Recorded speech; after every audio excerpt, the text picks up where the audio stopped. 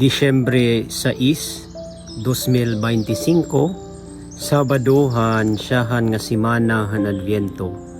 Ano natin ebanghelyo yan ang adlaw in kinuha didahan ebanghelyo sumalakan San Mateo kapitulo 9 bersikulo 35 tubtob ka kapitulo 10 bersikulo 1, 5, 6 tubtob ka 8. Pagbasa tikangan santos nga ebanghelyo sumalakan San Mateo.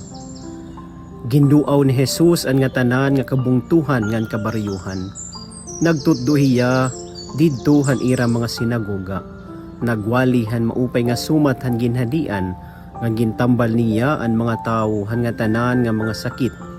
Han pakakita niya han damo nga mga tawo naluoy gud niya haira tungod kay mabiduon ngan makaluluoy manhira.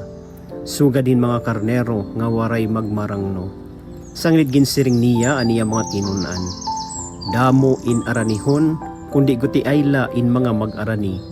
Pagampu kamo hantag ada han aranihon nga padadaan niya hin mga mag-arani nga magtitirok han ira mga ginani.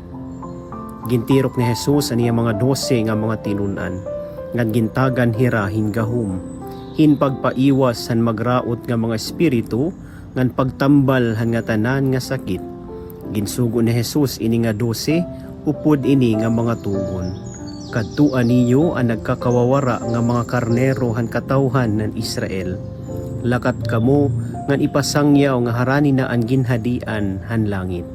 Tambala ang mga magsakit, banhawa ang mga minatay, linisi ang mga sanlaon, ngan pagawsa ang mga yawa. Kinarawat kamo nga waray pabay diha iyo. Sanglit hatag man kamo nga diri kamo magpapabayad. An ebanghelyo han Ginoo. Pagdayawon ka, Kristo. Maupay nga oras mga kabugtuan ko didakan Kristo. Didaan naton ebanghelyo hinbatian naton an summary han public ministry han aton Ginoo Kristo. An iya buhat hin pagtambal han mga magsakit.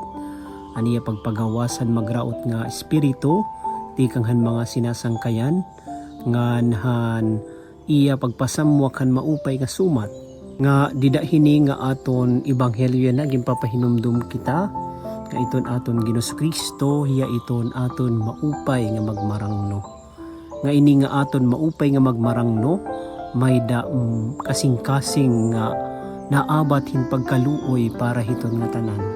Usa ini nga kinaiya hiton aton Ginoo Kristo nga maupay unta pagsubdon naton nga maging maluluyon kita liwat hiton aton ikasitawo nga maging sensitibo kita hiton panghinahanglan hiton iba nga diri la natubtob hiton naabat kita hiton inaabat hiton iba kundi nga maghimo liwat kita hin paagi para makabulig hiton iba nga tawo.